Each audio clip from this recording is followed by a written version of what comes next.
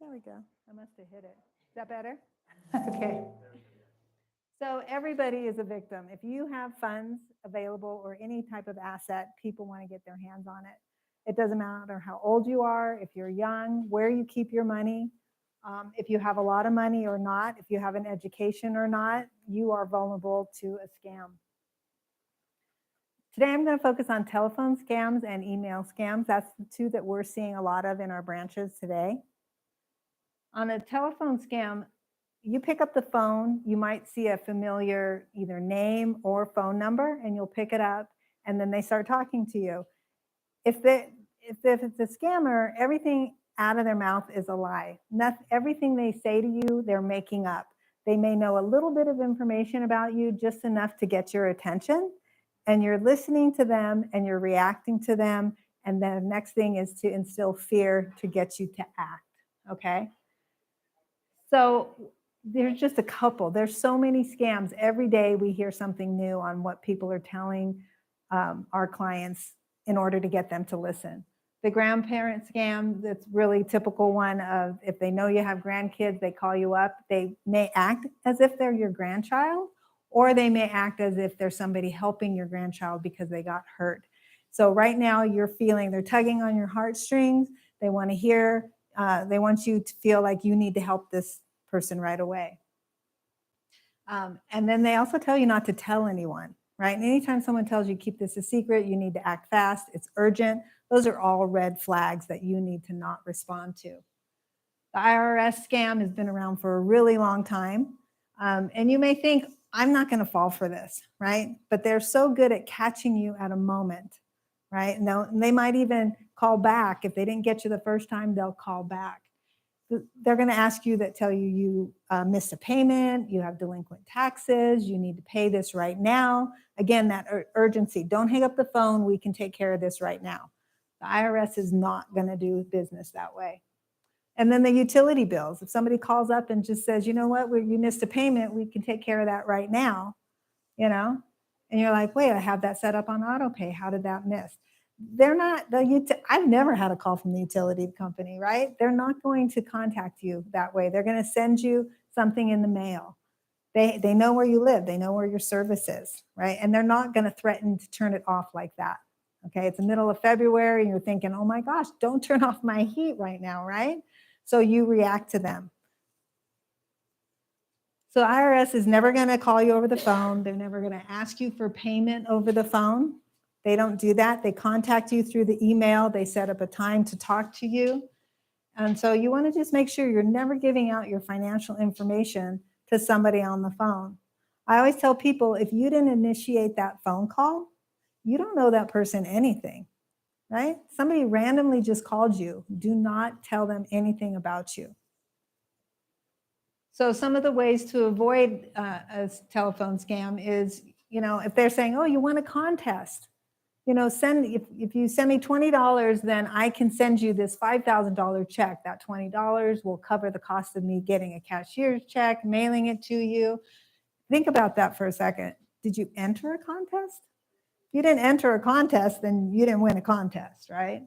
Anytime that urgency, the urgency to wire funds, because in order for somebody to wire funds into your account, they need your account number.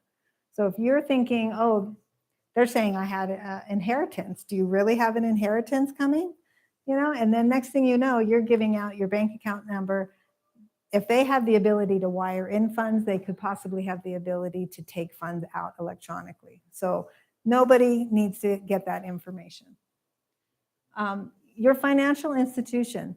I know we have people coming into the branch and they might have one of these checks that they either received in the mail or they're coming in and taking out a large dollar amount. We might ask them, oh, you know, are you planning a trip? Or, you know, I've never had you wire funds before. Is this, you know, something that you're buying? We are not being nosy at all. It is truly to make sure that your money is being used the way you want it to be used. And a lot of people get very upset and like, oh, it's my money, I can do whatever I want with it. And that's true. But we want to make sure that somebody didn't fraudulently represent themselves to get a hold of your funds, okay? So you get a phone call, and the first thing when you're starting to question who it is, stop reacting to the caller, right? They are saying something that's going to cause you to react. Just stop. Think about what they're saying. Doesn't make any sense to you? Hang it up. Drop that call. And you have your own phone numbers. So if it's the utility company that says they're calling, go to your records, call the utility company. If it's IRS, you can call the IRS. You have contact information for all the people that you're used to doing business with. So there's no reason that you have to respond to them. Don't look at the phone number that's on the caller ID, because they can spoof that and make it look like anybody. It'll even say, could say Truckee Don or PUD or whatever. So you don't want to go off of that number. If they say, oh, well, if you'll feel better calling me back, call this number, right? You find your own resources. And the other thing I would say about that is talk to somebody. Talk to somebody else. Tell your neighbor, tell your friend, your family, hey, I just got this weird phone call. And that did happen to my sister. Her husband was in the hospital. She was running back and forth between the hospital. She ran into her home to grab some things before she had to drive back up to Palo Alto. And the phone rang and she thought, no, I don't have time. And then she thought, darn it, it could be the hospital, right? So she's in a vulnerable spot, picks up the phone. It was the IRS scam. And she was freaking out, even though she didn't have an issue with the IRS, but she had previously. And she started really panicking. And then she just hung up and called my other sister and said, hey, this just happened. And my sister was able to say, that's a scam. Do not call them back. And they had given her a phone number to call back. So you may say sitting here today, I would never give that out, but they seem to find you at a time where you're vulnerable and they're persistent and they will call again and again. Block those numbers. The first time you get it, find a way to block it. And if you don't know how to do that on your phone, get in touch with your providers and they can go in and help you how to do that. They'll use fear to get you to give them information. My husband just had that happen as well. They told him, if you don't give us the payment in the next 20 minutes, the police will come to your door and get you. So they'll use fear to get you to give them what they want. And one of the things that they'll ask you to do is make this payment right now, go to the bank or go to the store, buy a bunch of gift cards, call me back. Give me all the information on the gift cards. Well, by the time you give them all the information on the gift cards, they now can use those gift cards and you've put all this money out of your account. I saw somebody do that, $3,000, boom, it was gone. And then she was like, oh my gosh. Do a lot of people know about is it the child or sex trafficking gift card thing? So I went and purchased 2 gift cards that equaled $1,000 last week at CVS. And then they asked me, did anybody ask you to purchase these gift cards? And I'm like, no, like I'm purchasing them. And they said it was due to like sex trafficking. Oh, it could be. And there are always new ones. I'm glad to hear that the retailers are asking those questions. So we've tried to let them know. Say anytime you see somebody coming in and buying 500, 500, 500, that's something's going on there. Nobody's going to take a payment like that. What kind of card? Just gift cards, 2 Visa gift cards for 500. Oh, okay. I thought you said you were doing this for some cause. They asked me, did anybody have you come in here to purchase these cards? Yeah. Okay. We were protecting you. Yeah. I know we all think everybody's being nosy, but it really is. There's so much fraud out there. We're trying to help you. Onto your computer and internet, there's a lot of email scams out there. So just whenever you're on the internet, make sure you're using quality security software, updating whatever device it is, your phone, your laptop, your iPad, desktop. Make sure you have the latest and greatest security downloads software, because it will give you the latest security. And do you find that out through your provider if you have that software? Doesn't it sometimes come with your provider? It can come. It depends. Like on my phone through Verizon, I have something, but on my laptop, you can get like McAfee or Norton. There's other ones that are supplemental, and it's not through an internet provider. So like locally, find in Truckee, we have the Copy Center. He's a tech guy over there. I think there's Tahoe Tech over here, and they can help you if you ever want to get your computer scanned, if you think you did touch on something. But talk to them also about what you have on your computer, and what you need to add to it. So don't ever share your passwords. Don't ever save your passwords. And I know that's super convenient, but just don't do it. Find another way to secure them. There's all kinds of places I've seen people put their passwords, but you should not be saving them on your computer. It puts you at risk. It does put you at risk. And then when you're not using your computer, remove it from the internet and shut it down. Okay, it's still accessible even though the lid is closed. Uh-huh. If you are, do they have like scams? Like I have to take continuing education classes, right? And so I just got some, I checked with another trainer, I've never heard of this because it looked like a really good deal, but then my little thing said, don't give them your finance, don't send it, I don't know, I don't recognize them. You know. They sent it to you? Yeah, email. And I'm just wondering, if people are involved with any kind of like animal rights or something that they're involved with is there scams out there that we're trying to target, say, take this class or Yeah. take this and this is. So when you are on the internet and you're surfing, right? And I would email it to me. right. So there's cookies that happen, right? They're tracking what you do, what your interests. Next thing you know, like, do you ever feel like your phone's listening to you? And it's like, oh, I was just talking to my husband about blah, blah, blah. Oh yeah, here you go. So there's ways to turn that off on your phone, but also on the internet, those cookies now they find you, or they, you know, if you originally took the class online and they got breached, maybe your information got compromised there.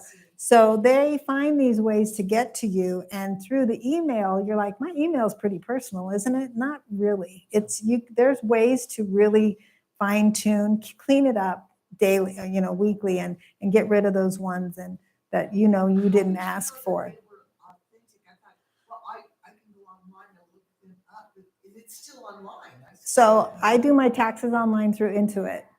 I never have clicked on an Intuit email. I've been doing that for 20 years or whatever, 19 years, I think. I never click on. When I get ready to do my taxes, I type in the address at the top of my computer so that I know I'm going to that one, right? That's an established. But, okay, so hold on. So watch what, Type it in and it's still going to scam, right? it can. So so they make them look authentic, right? The email address looks good. Might even look like it's from somebody you email back and forth, but the I might be a 1, and it's not. You're not going to catch that, right? So you have to be really careful and diligent. If you weren't, same as like the phone call, you weren't expecting it. Were you expecting an email from this person? No. You know, you're going to go and do your own research to find out who you want to do business with. So when in doubt, don't. Yeah. So like some of the language in the email might say, we suspect an unauthorized transaction on your account. To ensure your account is not compromised, please click the link. During the regular verification of accounts, we couldn't verify your information. Click here, right? They're telling you, they're trying to get you to do something, to act. And our records indicate your account was overcharged. Call us to receive an refund, and you call that number. So even if you, depending on how your email is set up, you looked at that and went, oh yeah, I should, no, I'm not going to fall for that. And then you look and you go, oh, but it's from Amazon. I buy from Amazon all the time. Or, oh, Norton Security on my computer, they want to re-up me, renew it. I just did that, right? So you see these icons and, their logos, and you're thinking it's legit. It is not. The Norton one, none of the emails that people have been getting, these are all fraud. The Norton one, people called and go, I called them because I don't have Norton. Well, then why do you even call them? Because in that email it said, we're going to charge your account $300 and such dollars. If you don't want this to happen, give us a call. Well, how do they have your account number? They probably don't. When I see an email that comes in like that, say it's from Microsoft or whoever, I put my little cursor, my mouse up to the address, and I open up the address, and You hover over it. Hover over it so it will open, and it'll say like the address is just combobulated. It's I just do that. Right. ridiculous. And I said, that is not Perfect. real. And- What do you do? You just, Hover so, over it. so your email comes in, Uh, let's see, where it's I from, where Yeah. it's from, I haven't Click opened on it now. that. Can't picture it. Depending on how it's set up, sometimes you can just hover over like you're going to click on it. Hover over the sender. Yeah. That sender's address. Just hover over the address and it'll open up and it'll be ridiculous. Yeah. You'll get just a bunch of gibberish, or sometimes on mine, on the bottom left of my computer, it'll show what the website, and it's not the same as what says it's coming in. So you can catch it that way too. Norton, people called and said, you're not charging me $300. And then they started getting information like, well, let me take your account number so that I can take it out of our system. And next thing you know, you've given them information. Or some people said, yeah, I want to update it. Let's do it. And they talk you through the steps to get onto your computer. Our friend That that is happens. so And now you're on the phone with them, who you think is Norton. You see your cursor going all over the place, right? On the back end of it, they are getting all of your files. And if you have your taxes on there, if you have passwords saved on there, all of these types of things, they are getting just about anything. And you're probably subjecting yourself to identity theft at that point. So you want to be, if you weren't expecting it, don't click on it. So don't give control and don't rely on a good address or anything like that. And I think something really important as well. We just recently had a couple of cases now with our bank, but in Arizona, I believe, a couple was going through the process of purchasing a home, so they were expecting some wire instructions from the title company. Somehow, this scammers they know something what you're up to, so they emailed those wire instructions to the couple. They took them to the bank, but they were scammers. So this 800K were just gone just like that. So always, if you are in the process of purchasing a home or something like that, hey, call your title company, call your title rep, and say, hey, I just got these instructions. Do you send me those? Just always grab the phone and verify with the person that you know. And we're going to ask you that at the bank. We're going to say, we're expecting this. Where did you get this information? Because we don't want, once those wires go, it's gone. I'm going to jump through these next two slides. It's just basically, if you do see those emails, delete them. If you happen to click on one, delete, and then get your computer scanned to make sure that no viruses or anything were put onto your computer. And if you accidentally downloaded something, definitely get your computer scanned so they can clean it up for you. So you're thinking, after all of that, why the heck would I do online banking, right? Okay. So hopefully you're putting the proper security on your computer. But if you're trying to protect your funds and all you're doing is waiting every month for that statement to come in 30 days, that's 30 days that you haven't looked at your account. Online banking does allow you to check your account on a daily basis. And I have clients that literally don't put their feet on the ground before they get out of bed without checking their online banking. That's a little extreme, but she feels good about it. And that's the benefit of online banking. We make it really easy for you to access your funds through debit cards and other transactions, ACHs and things like that. So we try to make it just as easy for you to track that. Some types of transactions are time sensitive, and we don't have a lot of time to respond to them under certain regulations. So the sooner you can notify us of a fraudulent charge, the better. Fraud doesn't always happen because you gave information out over the phone or through an email. You write checks, your debit card gets inserted in all these different places where there's possibly skimmers that are grabbing the information. So things can happen on your account even though you haven't given it out anywhere. So that's another opportunity. Just a quick question. That was interesting. You're right. When you put the chip in, they have the scammer here. Yeah. So which is the safest way to do it? The tap thing versus the slide or the insert? I can't say that one over the other is safer, but I will tell you that if you're using your bank debit card and it has the logo, Visa or MasterCard logo, always do those transactions as a credit transaction. So if you go to Safeway and you scan it or tap it or whatever, and then it wants your PIN number, just hit enter. and it will go to the next screen. It'll bypass your password. And now it transacts as a credit transaction. And for the bank, that's a different process for us to try to get that back, because anybody could do that versus your PIN number says you were there, you did that transaction. How else could it have happened? So you get a security, the Visa protection or whatever it is on that card, and your banks will usually be able to get that back and refund you the money. Let's say you want It- $20 back from Safeway, right? And you More expensive for to credit versus using your PIN the number. merchant? No, for the for merchant. me. No, it doesn't matter. There's no fee to you for using your card like that. If it's your debit card. For the merchants, it used to be really a big difference. They've trimmed it down a little bit more, so it's not as big a difference between a debit transaction and it. They're all different. I will tell you, most of your merchants up here are paying the higher part because most people use a corporate card, and the fees are different. Fees are different depending on what type of card you use, if it's a rewards card, a corporate card. Consumer getting the $20 extra off Safeway. There's no fee to you for I'm not that. sure you can get it if you do a credit. You can't. You have to put your PIN in to get cash back. Oh, that's fine. Yeah, you have to put your But I PIN in. think your question originally was really good, because people that have scammed the readers, Right. they put in another reading thing, and I was wondering if just tapping it would bypass those Would be a scammers. little. And I safer. heard Yeah. the watch is the safest too, because I Just pay on your everything wallet? with my watch. Oh, your mobile wallet? Yeah.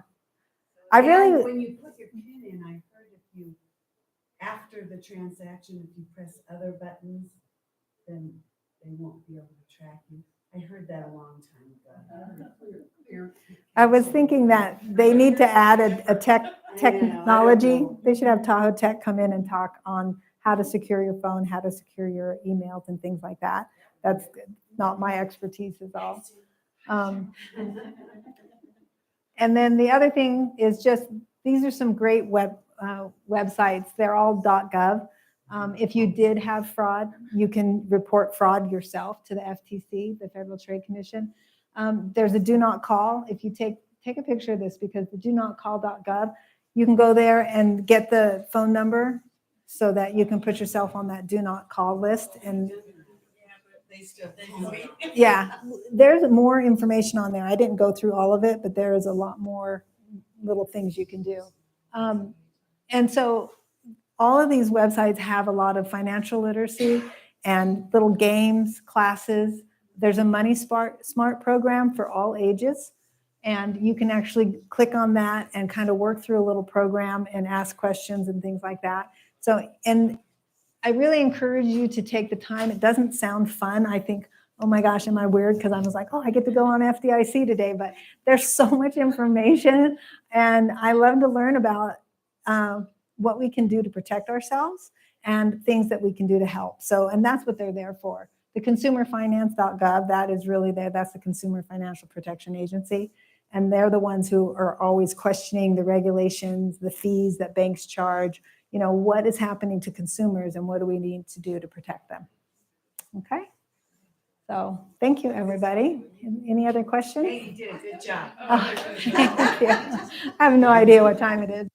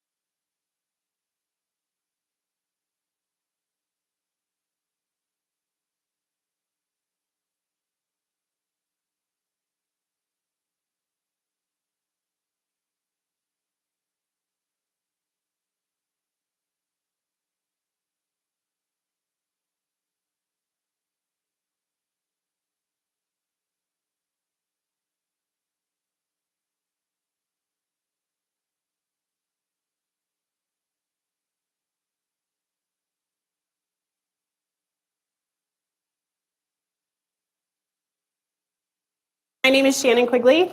I am a deputy district attorney in Placer County, and I prosecute elder abuse cases from the very beginning in an investigation all the way through a jury trial. And I handle all cases involving senior citizens where that senior is targeted as a result of their age. And I work with Karen. Hello, everybody. My name is Karen Bone. I'm the supervisor of Adult Protective Services. We are social workers that go out in the community and offer resources to seniors that have been identified as having some kind of concern. Happy to have you here today. So together we're part of a group called Placer Protect. We provide resources and outreach to our elderly citizens together. So we started this group with the idea that if we have a senior who relies on a caregiver for care, and we arrest that caregiver for something like theft, and we throw that caregiver in jail, we've now left our senior without access to resources, without a caregiver, maybe without access to their groceries or transportation. And so we wanted to work together as a team to make sure that we were providing services to our seniors. Why do you think our seniors are targeted for crimes? What makes our seniors vulnerable? Their memory. Our seniors are friendly, right? They open the door, they want to talk to people, they answer the phone. They're lonely. Yeah. Sometimes there's some cognitive impairment. Technology is a huge issue, right? Being familiar with technology. And a lot of our seniors actually get monthly Social Security checks, right? So our seniors actually carry most of the wealth in the United States. Who do you think the bad guys are? Telemarketers, scammers.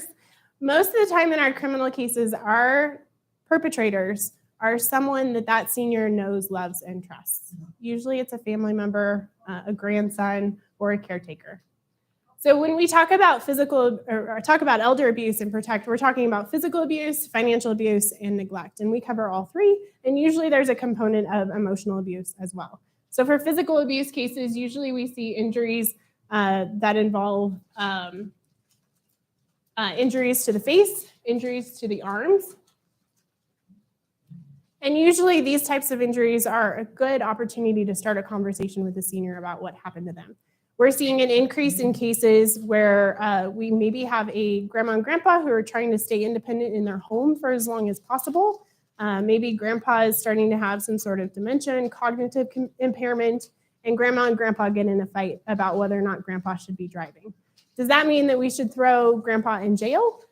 No, but it means that our Adult Protective Services, our Protect team, needs to get involved so that we can provide that couple access to resources. We also cover financial abuse. What do you think of when you think of financial abuse? Money, right? So let me give you an example. Let's say that I require a caregiver, and I give my debit card to the caregiver, and I tell my caregiver to go down to the grocery store and get me some groceries. And she does that, and she goes down to the grocery store, and she comes back, and she gives me 5 bags of groceries. Is that a crime? No, right? That's what I asked her to do. But what if she goes down to the grocery store and gets 5 bags of groceries and comes back and gives me 2? Is that a crime? A lot of times in those situations, we're finding out that our seniors aren't asking for a receipt, and they aren't checking their bank statements. Another example, let's say my grandmother is going into the hospital, and I say, Grandma, I know you're really worried about your bills while you're in the hospital. Why don't you just add me to your bank account? And that way I'll take care of your mortgage and all of your bills while you're in the hospital. And so we go down to the bank, and she adds me to the bank account. She goes into the hospital. And when she comes out about 2 weeks later, she goes to the bank and they say, I'm so sorry, Laura. Your granddaughter was here and she cleaned out your bank account. Is that a crime? Yeah. When she added me to the bank account, she made me a joint owner to the bank account and the funds in the bank account. So those cases can be really tricky. And a lot of our seniors are actually dependent on someone else to do their shopping for them or make financial transactions for them. As APS, we try to help problem solve with those situations. I know that Plumas Bank talked about a lot of the scams and frauds that are going on. And we suggest, oftentimes, they're giving them their bank card, their ATM card, and the PIN number. And now that caregiver has access to every dime that's available in that account. So we're suggesting to families or the clients themselves, open a separate account that is not connected to any other account. You know what you spend in groceries. You know what your medications cost. put that amount of money in an account that that caregiver is the only one that has access to. And now you know where the fraud may have happened, but also you're able to secure the account where your income comes into, that they only have access to that limited amount of funds that you've put in there. Let me give you one more example. Let's say my 85-year-old grandfather meets a 35-year-old young lady, and he buys her a brand new car, he buys her a house, he takes her on a trip to Vegas, maybe to Paris. Is that a crime? No, right? My grandfather can spend his money however he sees fit. What if you find out that my grandfather has dementia and he thinks the 35-year-old is his granddaughter? Does that change whether or not it's a crime? Probably. So those are the types of cases that we deal with. We see a lot of cases involving checks and debit cards. Ladies, when you go to the grocery store, where do you put your purse? In the cart, right? I'm guilty of this too. You put it in the cart. Is it open? It's usually open and your wallet's sitting right on top, right? Yeah, exactly. So we're seeing a lot of cases where perpetrators, when you turn to go grab the loaf of bread, they're taking your wallet right out of your purse. So if you're going to do that, wear a crossbody bag or actually use the child strap and strap in and close your purse. When you're at home, if you have a caregiver or a house cleaner who comes into your house and they want to go find your checkbook, ladies, where are they going to look? In your purse. And for the gentleman, where do you keep your wallet? Maybe on Gentlemen, your where do dress. you keep the checkbook in your wallet? right by the front door, right? An easy place to find, right? And that caregiver or that house cleaner is going to come in, they're going to find your purse or your wallet that's right conveniently located by the front door. And they're going to go in and on a checkbook, they're going to take the checks from the bottom of the checkbook. So they're going to rip them out so you don't notice that they're gone. And if you have that carbon copy of your checks, they're going to take one of those. So now they have your signature and they can write themselves checks and cash it before you even realize that the checks are gone. Same with your medication. Where do you keep your medication? Medicine cabinet in the bathroom, right? And that typically contains hydrocodone, which our younger generation, grandchildren are starting to get in and either sell or use themselves. So anything of value, placed in an area that someone wouldn't look. Make sure your medications are located somewhere else. Make sure that your purse is put away in a closet so that it's not easily accessible. Is everyone familiar with power of attorneys? So what's important with a power of attorney, there are two different types. There is a general power of attorney, or they call it a durable power of attorney. It means the moment I sign that power of attorney, I give Karen the ability to make decisions for me. It does not mean that I lose the ability to make my own decisions. It just means that Karen can also make decisions for me. There's a second type called a springing power of attorney. And when I sign it, it says Karen can make decisions for me only if a doctor deems me incapable of making my own decisions. And if a power of attorney is written very well, it has a clause in it that says Karen can only make decisions for my best interest. So when Karen takes the power of attorney down to the bank and she buys herself a brand new BMW, that's not in my best interest and we can prosecute a case like that. And our local legal services of Northern California, who is here today, they do help people sit down and go over your trusts and wills. If it's been sitting for 10 years, 5 years, they will look it over with you. And if you need it to be revised, legal services also helps you to revoke a power of attorney if you've decided to change your mind about who you've appointed.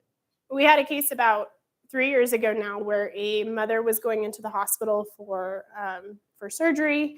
Her son, who was a financial advisor, had her give him power of attorney over her finances. He did a great job managing her finances for about 7 years and then developed a gambling addiction. And he withdrew about $175,000, her entire retirement savings, out of her account and gambled it at Thunder Valley Casino.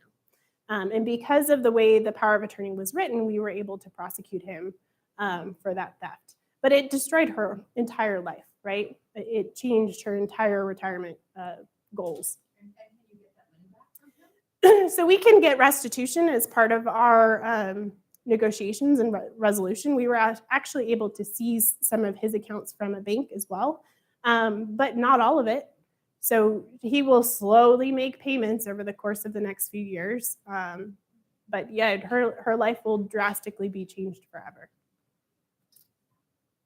Now, I did want to talk a little bit about contract state licensing. Is everyone familiar with some of the requirements for contractors? So what's really important to know is that there are some restrictions on contractors. When they come to your door and want a deposit, you can only pay them 10% up to $1,000 before they begin the job. So let's say I'm Susie Painting Services and I come to your door and I say, Karen, I offer a painting service. And it's going to cost you $4,000 and I'll paint the inside and outside of your house. And Karen says, yes, that sounds like a great idea. And I say, you can just write me a check for $4,000 now and I'll come back tomorrow and I'll paint your house. Karen writes me a check. Am I coming back the next day to paint her house? No. But you would be surprised how many of our seniors will write the check and then that worker never comes back and never actually completes the job. So always make sure you are hiring a valid licensed contractor and never pay them more than 10% up to $1,000. Now, I know some of these scams were talked about by some of our other presentations as well. These are just a general idea of some of the scams that we see in Placer County. I think the main part of these scams is that it's usually catches you off guard in the morning. There's usually some sort of urgency. And they want you to get them money really quick, and usually in forms that you're not aware of: a wire transfer, a green dot card, a Google card, an Apple card, one of those measures. What I do want to say, I don't want to go over communication scams too much because I know they were covered already. What I want to stress, consider creating a family password. Because when we're talking to our families about a grandparent scam, most of our seniors want to help a grandchild who is in trouble, right? If you get a call from your grandson who says, I've been arrested for a DUI and I'm in jail, you want to help, right? If you create a family password, you have the ability of asking, what's the family password? And if it's really your grandson, he'll know what that password is. And how do you recognize their voice? I mean, it is their voice. Don't they find out the person's voice, put it all together and create a conversation? They can. Usually what they'll do is they'll call really early. My grandfather got a call, and he would swear to you that it was my voice on the call. And it's because they called him at 6:30 in the morning. They woke him up. He was disoriented. The girl was crying. She said, Grandpa, I've been arrested. I don't know what to do. Please talk to my attorney. And it sounded like it was me to him. Now, if he had asked me for the family password, that person on the phone wouldn't have known what the family password was. And so that's an easy way of making sure that you can verify that it's actually grandson or granddaughter in trouble. Yeah. You can actually, at least with us, you can put a password on your bank account also. So if you call in to get information on your bank, we would ask you your password. And that covers it, like if somebody was fraudulently trying to call us and maybe they stole your debit card and wanted to increase the limits on it or something, they couldn't do it if they didn't know the password. Because sometimes they have like your social security number, your date of birth, or something like that, and they pass our screening. The passwords are really helpful. I think that happened when I just called Banking West. They asked me a bunch of new Questions? Yeah, our banks are mandated reporters. And so anytime that they are concerned about elder abuse, they're mandated reporters as well. What we did as part of Protect to make sure that we could help address some of the scams is we created a fraud hotline. So we have a phone number that any of our seniors can call if they are worried about a scam. So if they receive a call from their grandchild and they're not sure whether or not it's a scam, they can call our fraud hotline.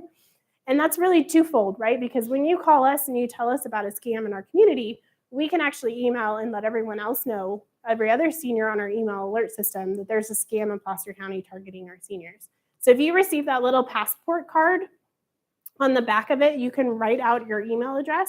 And if you want, we'll add you to our scam alert system so that you receive those emails as well. And there's a big uptick in the phishing email scams that you're clicking a link and they're actually taking over your computer and they're in all of your accounts. And then you've got to go actually get that cleaned out, like at Best Buy or Geek Squad or at your computer place. But there's an intake. As APS, we're probably seeing about 5 reports a day right now on email phishing scams where they look like it's Bank of America and the email might be, it looks very official, but the email return is just one number off. It's very slight. So just be very more aware. There's a lot more email stuff going out that looks like it might be your bank or Amazon and those kinds of things.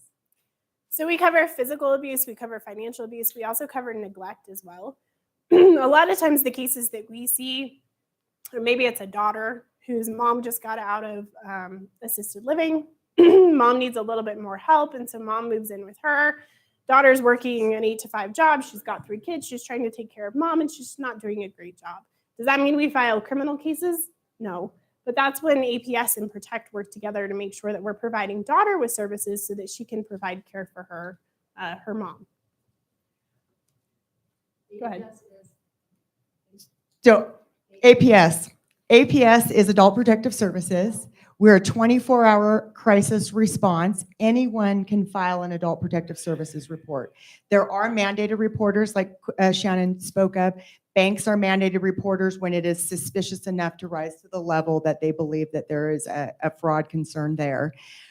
Your hospital doctors, your therapist, your county worker, your pharmacist, your dentist. So there are mandated reporters out there because sometimes that might be the one and only person outside of the situation to bring cause of concern. So what does it mean to report to Adult Protective Services? Sounds a lot like Child Protective Services. And it is so much in that anyone can file a report to check on the welfare of an adult between the ages of 18 and 59 who is disabled and dependent on another person, or anyone 68 years of age or older. The reporting party is kept confidential by law. That is the dance that we do at the door when my APS worker gets that report assigned to them. We are making unannounced visits, knocking on the door to check on the victim that they're worried about. It looks a lot like, hello, I'm here, I'm Placer County Adult Protective Services. I got a call of concern about you. We're here to make sure that you're okay and you have access to resources or if you need any kind of assistance. You have the right, we are ultimately voluntary. You have the right to say, thank you, Karen, for coming by. I don't need anything, no thank you. So the grandson that we're worried about that took grandma's cards and racking up all of these bills and he takes her to the store and whatnot, the DA's office, they're going to go and concentrate on the bad guy, the grandson, going after him, charging him. The Adult Protective Service role is completely focused on the victim. If grandson goes to jail, how am I going to get my needs met? How am I going to get to the doctor? How am I going to get groceries and whatnot? Adult Protective Services links with various resources. Sometimes we need to advocate with your doctor because, oh my gosh, you're mismanaging your medications, you're having issues at home. Could doctor send home health nursing out to help you better manage your medications, to stay as independent and healthy in the least restrictive environment? Some of our folks are afraid when I'm knocking on the door as Adult Protective Services, we're there to take them away. Someone's going to be in trouble. You're going to try to put me in the nursing home. It's really important as seniors to know that ultimately it is voluntary, but we are your tax dollars at work, that you could identify any senior in the community for outreach of that connection and linkage to resources. As we know, dementia is coming at an earlier and younger age. So we are seeing a lot of self-neglect. So we're not getting law enforcement involved, but just maybe the spouse passed and the spouse managed all the bills. The spouse did the grocery shopping or made the meals. And just the change of that household, we consider that self-neglect. And our social workers are going out there, meeting one-on-one with that victim to say, what is needed?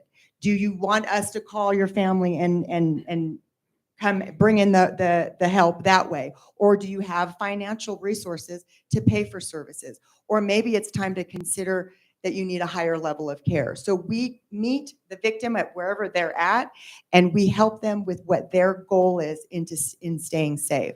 So I hope if anything out of this presentation, you'll be my little champions out there to just look out for your neighbor, because you literally may be the one and only person to alert us to that scenario so we can check in on it and let them know that they don't have to live in that scenario and link them to the various resources. Yes, ma'am. You guys have somebody who works here in Orange County? We cover all of Placer County. So our workers, though, we don't have one station here at Kings Beach. So we are driving up from the Auburn office, but we come up, it's dependent on the case and dependent on the need. We are crisis response. We have a 24-hour line. A lot of crises that come in have an element of a crime to them, and we're using law enforcement on those cases. So when we do get an Adult Protective Services report and it's alleging a perpetrated crime of neglect, financial abuse, physical, sexual assault, we are mandated to get law enforcement involved. And again, we are concentrating on surrounding the victim while the DA's office is going to prosecute the bad guy. I'm also curious, I know for other crimes in other states, even if the victim is not wanting to have that person persecuted, the state can sometimes step in and persecute that person regardless of whether or not the victim is prepared to do that. Is that something that happens here in Placer County? Or is that a California thing as well? Or? Yeah, so part of my job as the prosecutor is to review a case. So when there's a criminal case with charges, it comes to my office. I'm the only one that handles elder abuse cases. So I decide whether or not it's physical abuse, financial abuse, sexual assault, and I file charges. Now, when I file charges, I reach out to the victim advocate. Cassidy is our victim advocate. She's here today. And she calls the victim to find out what their input could be. Their input might be, I don't want him prosecuted. I do want him prosecuted. I'm scared to say whether or not I want him prosecuted, right? And that's something that I take into consideration when determining whether or not I am going to proceed with charges, but I have the ability to proceed with charges regardless of whether or not the victim wants us to. And a lot of times that's something I take into consideration, right? So we do, when we're prosecuting cases, a lot of times we'll file a restraining order, right? And we usually call that a timeout period. Because let's say grandson has some mental health issues. He's been stealing from grandma and grandma. Grandma and grandma finally said, no, you can't have any more of our money. And he hit grandma, okay? So now we've arrested him. We've put him in jail, and we put in a restraining order that's a timeout period. We have no contact between grandma and grandpa. Now, does grandma forever not want to talk to her grandson? No. But what we'll do in the meantime is we'll get grandson access to mental health services or access to drug treatment programs so he can kind of address some of the underlying issues. And as he progresses in probation and does well, then we give rewards, right? Now he gets to talk to grandma and grandpa on the phone. Now he gets to meet with grandma and grandpa in public and have lunch with them. And eventually we work towards a peaceful contact order. So we do take what the victims want into consideration when filing charges. One of the things I want to stress about Adult Protective Services, we can't be everywhere. We are hoping that you can be our eyes and ears in the community as well. And so we need our community to file a report, whether it's with law enforcement or Adult Protective Services, when you're concerned about a senior. Now, if I'm concerned about a senior and I call Karen and I say, hey, Karen, my neighbor Susie might need some help. Will you go help Susie? Karen will go out and she'll go help Susie. Now, I can't get Karen to tell me what Karen did with Susie, but Karen's also not going to say, hey, Susie, your neighbor Shannon ratted you out. So that's entirely confidential. Your neighbor won't find out that you called, and you don't get to find out what happened with your neighbor. But we need those APS reports and law enforcement so that we can actually help those seniors who are in need. So if you have that gut feeling in your stomach that something's wrong, pick up the phone and call Adult Protective Services so that we can actually help that senior in need. Do you guys have any other questions about what we do or how we help seniors? No, so Karen and I are around for the duration of the rest of the event. So if you have any individual questions, feel free to ask us. Otherwise, all of our information for Protect is at the Protect table up front. But thank you very much for your time. Were you guys here last year? Yes.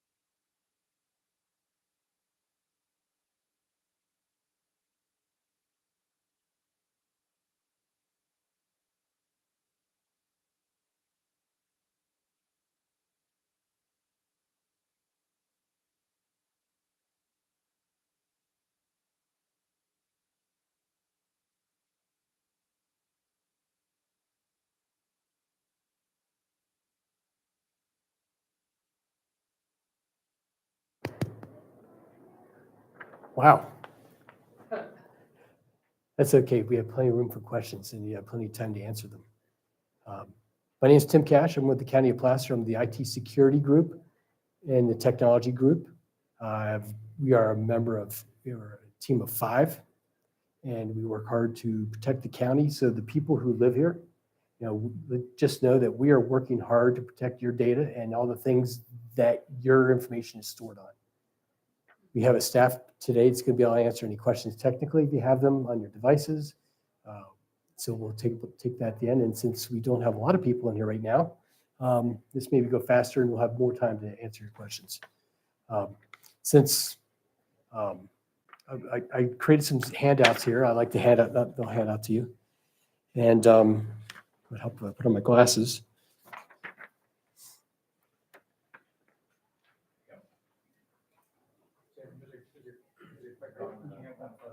You visited our booth. I did. Did, so you have it.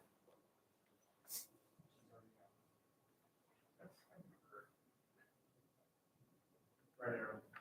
Oh, wrong one.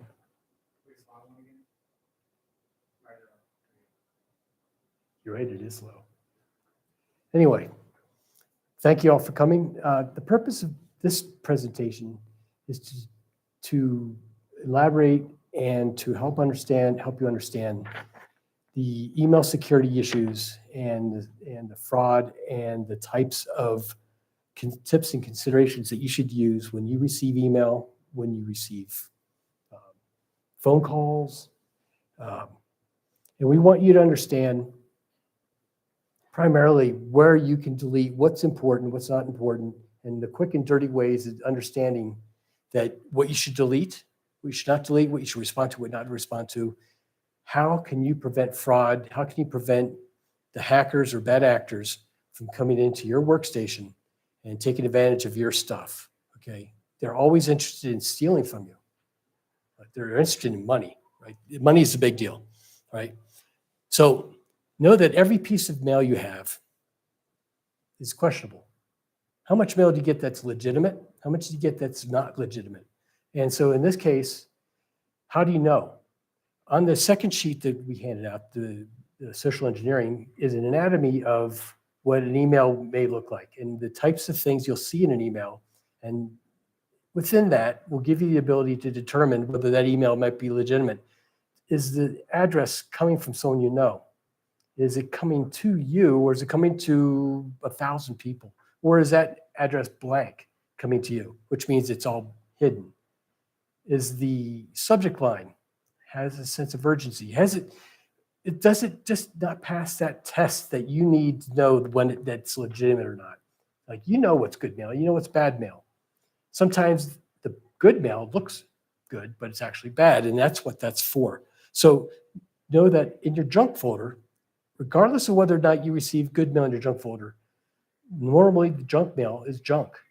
All right, so keep that in mind, because the mail actually has components that the system that manages that mail can test. And if it says it's coming from this person, but it's really coming from somewhere else, then it's going to question it. It's going to put it in your junk folder. All right.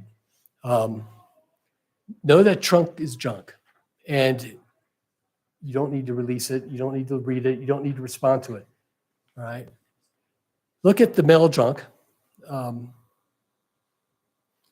Normally services like Microsoft and Hotmail and Google and Gmail and Yahoo, they all have very good security features that can determine whether the mail has a problem or not.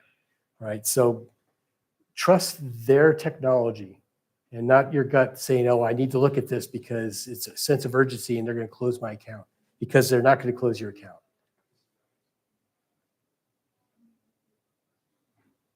All right.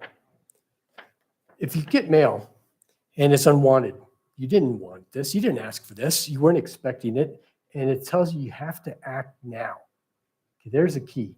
The sense of urgency. If you get anything that in mail that's a sense of urgency, you should beware right away, because what they're trying to do is get your emotion to override your thinking. All right. So in this case, if it has a sense of urgency, probably don't need it. Right? And if it's a sense of urgency, won't they pick up the phone and call you? Maybe, hopefully. as opposed to just hoping you might see an email that might have a chance to turn off all your services or your accounts.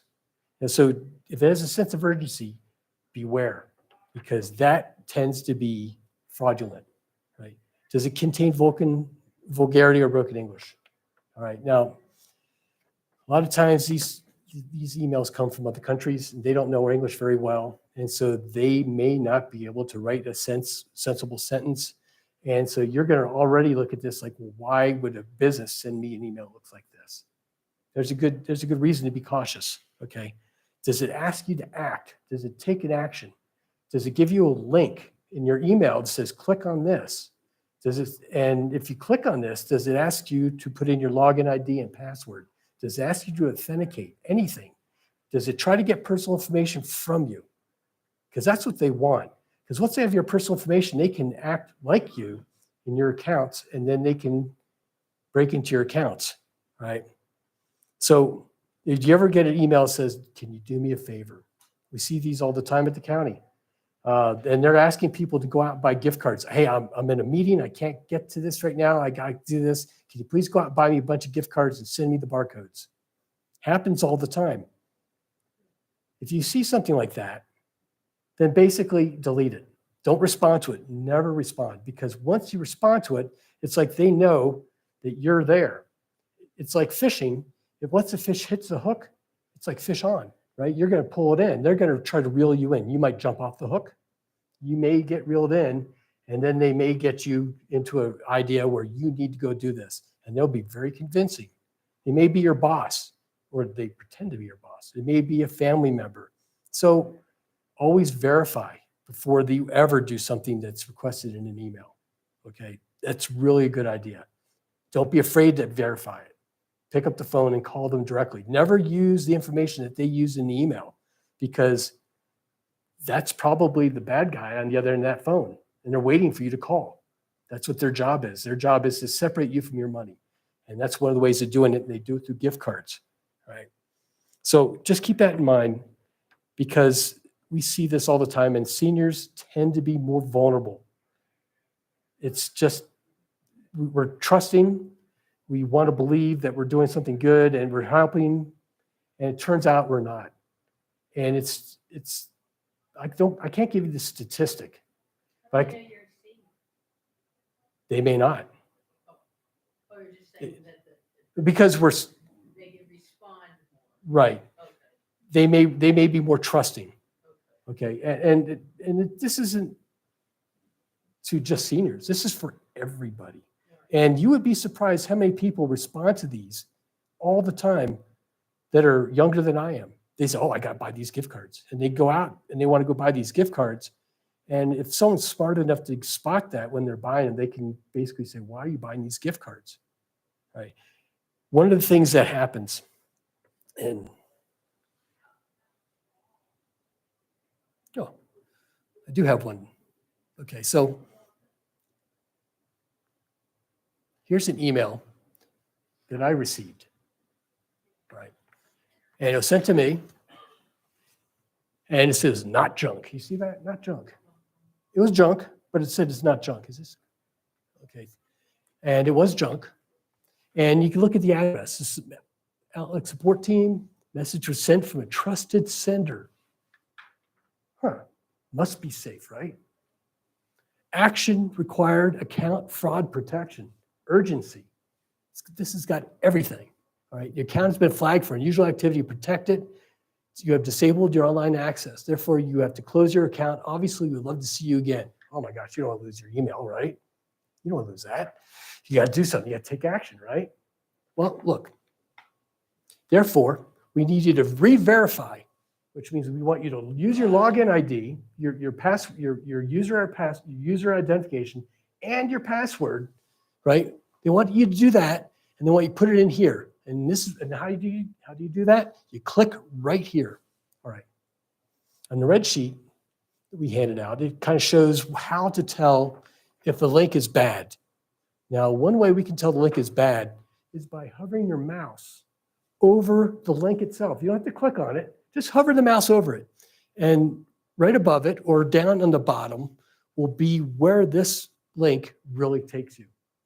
Does this take you to a Microsoft site because you're going to a Microsoft site? Does it take you to Outlook because your Outlook account is going to be closed? No, it takes you to clickfunnels.com. That doesn't look like a Microsoft site. And that is the trick.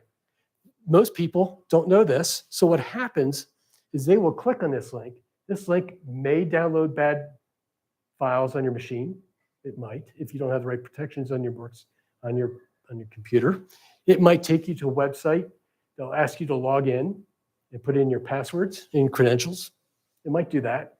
It probably is because it's asking for that. It's saying we need to re-verify your account, right? So what happens next?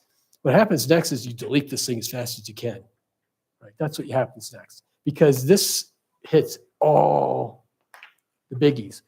It's fraud.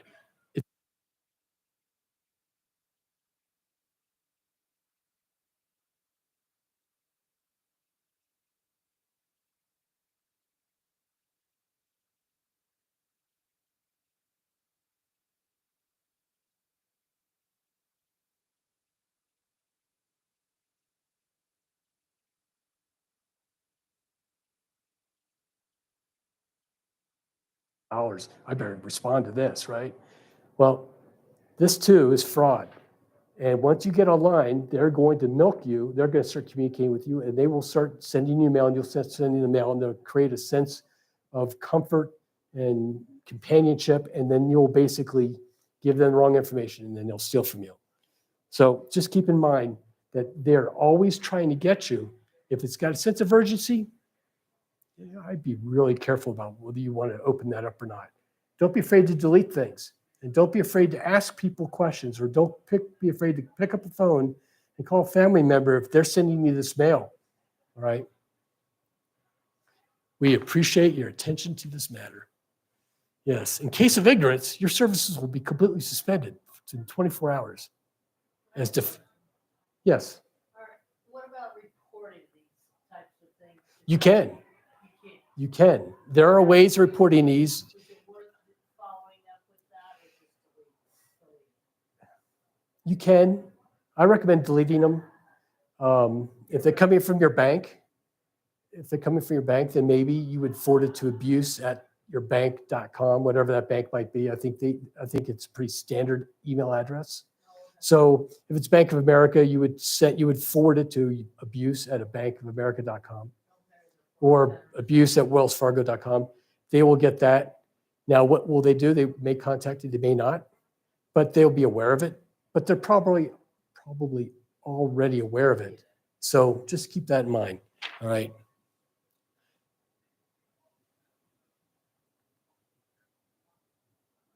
So one of the big things, especially as people get older, maybe their hearing isn't as good, maybe their eyes aren't as good. It doesn't matter. We tend to be more giving. And now with AI, basically they can take several words out of your vocabulary by answering the phone. Hi, this is Tim. They can just create an entire dialogue now that could, with my voice, and they can send it to somebody to convince them to send them money. I'm in the Mexican jail. I need money. Don't tell anyone. I'm so embarrassed. Okay, so people will do that. And some of these places, some people will go to like Best Buy or some of these stores, and they'll go buy thousands of dollars of gift cards because you can't send money to them in the mail. But what you can do is you can buy gift cards, scratch off the backs, and send them the barcodes. They can take those barcodes and translate that right into money. And that's what they're doing today. And they do it at millions and millions of dollars a year they're taking from people. Sometimes they're life savings. Got to be very careful. If it involves gift cards, please think about it. Talk to somebody who's requesting them. Pick up the phone and call them, text them. Don't respond to the number that they gave you. Respond to the number you have in your contacts. All right. So confirm that it's real. All right. Before you do something like that. Okay. Never reply to the original email because there's somebody that's going to respond to that email that's waiting for you to reply to it. That's going to know why you're replying to it. And they're going to tell you, of course it's real. Of course he's in jail. Of course he needs your money. They're going to do that. So don't reply to the original. Don't reply to the phone numbers. Don't reply to the information on the email. Or if it's a phone call, don't reply to that. All right. Call them back with your contact in your phone because that's probably the correct one. Right. And they can spoof phone numbers. So even if you look at your phone and it says, hey, it's coming, I know that number. That's my son's number. I know it. Well, it may not. How many phone calls do you get from scammers that say that it's from a bank or somewhere else? Like IRS is a good one, and they identify, and it looks like the IRS. It says IRS on your phone. Well, it's not really. And actually, just read that they have found a telemarketer that's basically sent 24.5 billion with a B phone calls out, fraudulent calls, scam calls, and now they've got this company out of Arizona, I believe. So just know that they're out there and they're making a lot of money off this.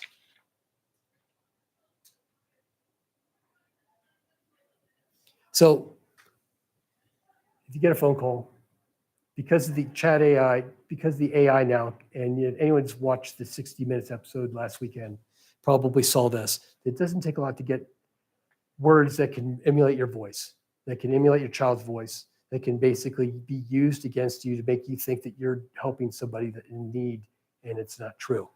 So if that happens, pick up the phone, pick up a text, call them and verify. If they tell you don't tell anybody, tell everybody, because they want you to keep it secret, because they know if you tell anyone, they're going to tell you it's a fraud and don't do it. People are going to be afraid because they're saying, oh, something might happen if I do this. That's not going to be the case, right? Don't be afraid to ask for help. Never, ever, ever be afraid to ask for help, right? People are there to help you, and you'd be surprised at the information you can get if you just ask. We have a table in the back that we're here to answer any of your questions today, and we hope that you have a chance to stop by. If you have any security questions or anything you'd like to talk about, we'd be happy to do that. And we can help you understand how these things work, right?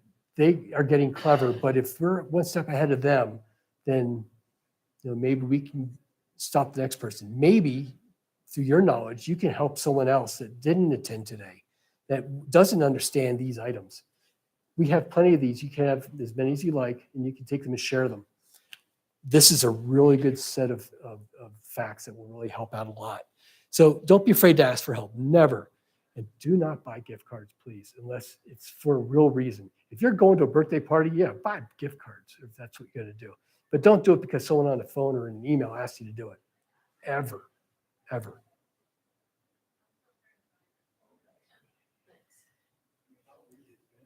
So remember, never, ever, ever, ever, ever give over the phone or in an email gift card numbers. Don't give them your social security number, personal information. Don't give them your bank account numbers. I don't care where they're from. If it's a bank, they're not going to call you and ask those questions. They never will. Don't give your credit card numbers or CVC code, which validates your credit card. Don't ever give out private information, because that private information, they're going to use it against you. You don't need a lot of pieces of information to identify as you to some other organization. You'd be surprised how many pieces of information might be required in order to identify you. And if they're really interested in getting something from you, they're probably looking at your Facebook, they're looking at any social media that you might have out there, anything might have information, might know your dog's name, might know your children, your birth dates, know those things. When you do passwords, never use anything that anyone can read online about you. Okay, never, ever use passwords that have birthdays or have children's names or dogs' names or anything, your addresses. Always be something unique. And something that my coworker said earlier today is that it's not bad to have a safe code for your family. So a safe code is when you have a problem, like someone called you and said, Johnny is in a Mexican jail and he needs money to get out. And well, what's the safe code? Okay. And don't make the safe code something that is on your Facebook or something that they can read. Basically make it something unique.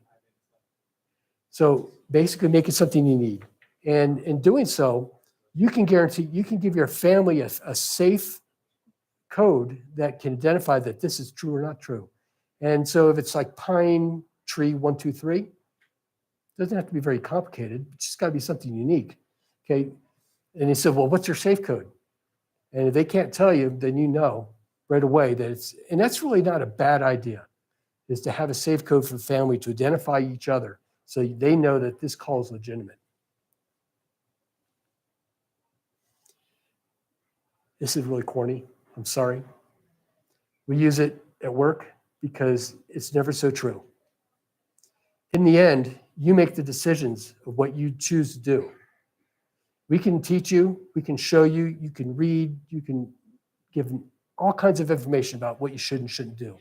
But in the end, it is when you push that button, when you make that phone call, when you enter that information, it's something that you do that gives and empowers the hackers to take advantage of you.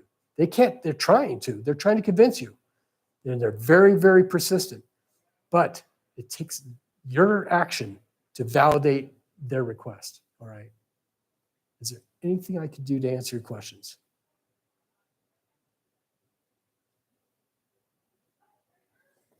We are at the back table, and I hope you have a chance to stop by. And if you have any security questions, or do you have any device questions, we're here to answer some of those as well.